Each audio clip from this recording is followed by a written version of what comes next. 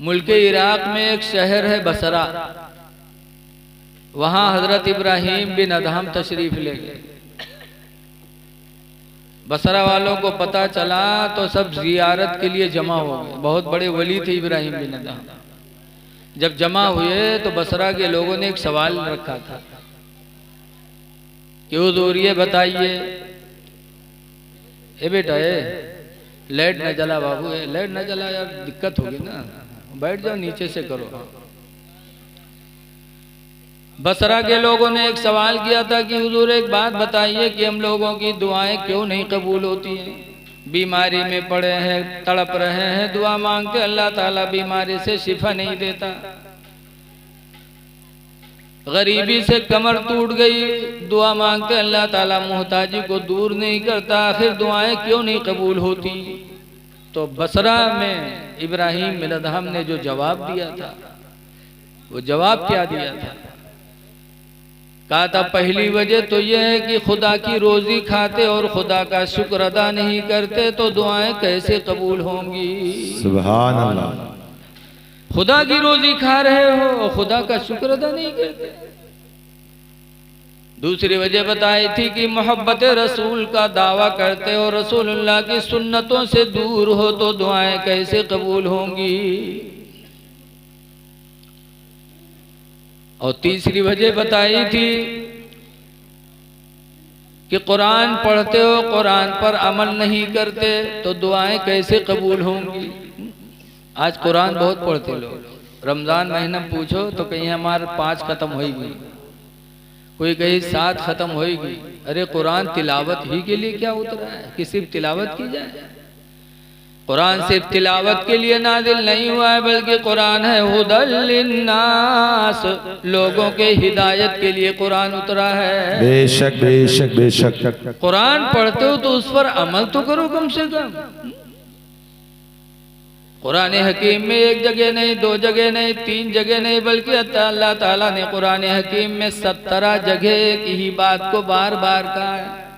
वो कौन सी बात है? 17 मरतबा कहा।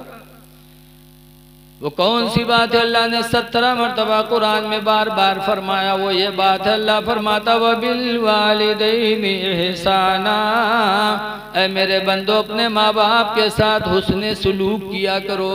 सुभान अल्लाह सुभान अल्लाह। माँ बाप के साथ अच्छा बर्तावा करो।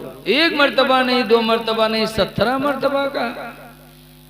और आज हम माँ बाप की तरफ तवज्जो नहीं देते। पीर साहब आज ही हैं तो उनके लिए आगे पीछे दो नहीं। अभी मुफ्ती अरसलान मियाँ बरेली शरीफ से हमारे नानपारा मदरसा में आए तो ननपरिया इतना टूटे मुसाफा खाते कि हमरे एक मौलाना अलीमुल्लाह अली में तो उनका दवाए दी नील मारी, उनके पसुरी पिराला कुर्तो फाटी का। बताइए ये क्या है?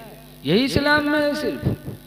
अरे मसला है कि हरम में जाओ, काबा शरीफ में जाओ और काबा शरीफ का तवाफ करके हजरे अस्वद पत्थर जिसको चूमना मेरे नबी की सुन्नत है, सुभान अल्लाह, उस पत्थर को चूमने की बारी आए और अगर भीड़ हो, तुम्हें अंदेशा हो कि हम चूमने जाएंगे तो हमसे किसी को धक्का लगेगा या दूसरे का धक्का हमको लगेगा, तो इस्लामी मसला है कि हजरे अस्वद पत्थर को न चूमो, दूर ही से रहकर हाथ का इशारा करके अपने हाथ को चूम लो तो हजरे अस्वद के चूमने का सवाब तुम्हें नसीब हो जाएगा। बेशक सुभान अल्लाह सुभान अल्लाह। क्यों? हजरे अस्वद को चूमना तो सुन्नत है और किसी को तकलीफ देना ये हराम है। धक्का मारना इस्लाम ने हराम फरमाया। तो जिस हजरे अस्वद को चूमना मेरे पैगंबर की सुन्नत है, उसको चूमने के लिए किसी को धक्का लगाना जायज नहीं, और पीर साहब का हाथ चूमने के लिए धक्का मारना कहां से जायज हो जाएगा? एक सहाबी थे, मदीने मुनव्वरा के करीब थे, उन्होंने मिन्नत मानी, बीमार थे कि या अल्लाह इस बीमारी से शिफा दे दे तो मैं खाने काबा की चौखट चूमूंगा। अल्लाह ने शिफा दे दिया। ऐसे ही मिन्नत मानना भी चाहिए। जैसे हजरत फातिमा जहरा ने मिन्नत मानी कि अल्लाह शिफा दे दे, तो उनके बच्चे हसनैन बीमार थे तो फातिमा ने मिन्नत मानी थी अल्लाह हसन हुसैन को शिफा दे दे तो मैं 3 रोजे रखूंगी। सुभान। अब आजकल मेहरुए कौन मिन्नत माना था? या अल्लाह हमारी काम हो जाए तो हम अजमेर शरीफ में बकरा ज़बह करेंगे। अब बताओ, तुम तो मुंह से कही दी हो, और बकरा ले जाके वहाँ ज़बह करना कितना कठिन काम है। ऐसे हमरे उधर एक इमाम साहब हैं, उनके मुलबैन मान लेंगे, या अल्लाह हमारी काम हो जाए तो गाजी बाबा के वहाँ बकरा के ज़बह करेंगे। गाजी बाबा बहराइच में, हमरे वहाँ से 55-60 किलोमीटर दूर। काम हो गया। अब मौलवी की तनख्वाह 5000, अब वो कत्ता खाए कत्ता बचावे, जो बकरा ले 10,000 के। बहरहाल धीरे धीरे जोरत बटोरत मौलवी बकरा खरीदे, फिर चावल वावल के इंतजाम की। फिर अब कोई सवारी नहीं पावे, कोई टराली वाला नहीं पावे, तो आए के मौलवी पर बरसे, कहा तू ही बहुत मानत है मिन्नत, तू ही जा ढूंढ के लेके आओ, तोर मुँह बहुत खुलत है, जा लेके आओ। टराली ढूंढे पहन तो खाना बनाए वाला नहीं मिला।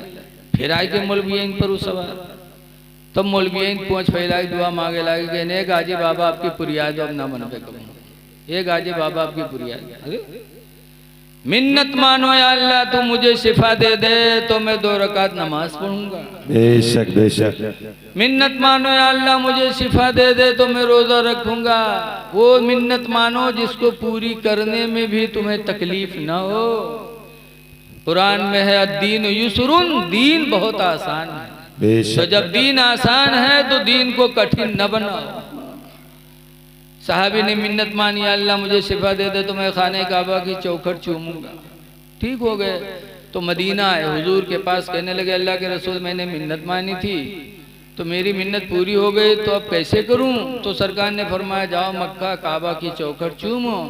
कहते अल्लाह के रसूल मैं मक्का नहीं जा सकता, तकरीबन 400 किलोमीटर मक्का है मदीने से, मेरे पास पैसे नहीं कि मैं सवारी से जाऊं, और मैं कमजोर आदमी हूँ, इतना लंबा सफर पैदल भी नहीं कर सकता। अल्लाह के रसूल मक्का जा नहीं सकता, कैसे करूं? तो सरकार ने फरमाया इरजी इला बैतिका, मक्का नहीं जा सकते तो अपने घर वापस चले जाओ। इरजी इला बैतिका, अपने घर वापस जाओ। वक़ब्बिल क़दमै उम्मिका, और अपने घर में जाकर माँ के दोनों पैरों को चूम लो, अल्लाह ताला तुम्हारी मिन्नत पूरी फरमा देगा। बेशक सुभान अल्लाह सुभान अल्लाह। ऐ लोगों, ये माँ का कदम है। कहीं कुरान हदीस में दिखाए दो कि पीर का पैर चूमना सुन्नत है। पीर का पैर चूमना ना कुरान से साबित ना हदीस से साबित। और पीर का पैर चूमने के लिए सब परेशान हो, माँ का पैर नहीं चूमते जिसको हदीस से मेरे नबी ने फरमाया। बाप का हाथ नहीं चूमते, माँ बाप का हाथ चूमना मुस्तहब है। न माँ का हाथ चूमेंगे न बाप का। बाप का पैर कभू न दबाई है, पीर साहब आ जाए हैं तो 10-10 मुरीद दबाई है, अल्लाह जाने का दबावा करो। और पीर इतने बड़े काहिल दबुआवा करी है, पहले लागत है 100 बीघा जोत के आए हैं। जब पीर इतना बड़ा काहिल होगा तो मुरीद कब कामयाब हो सकता है?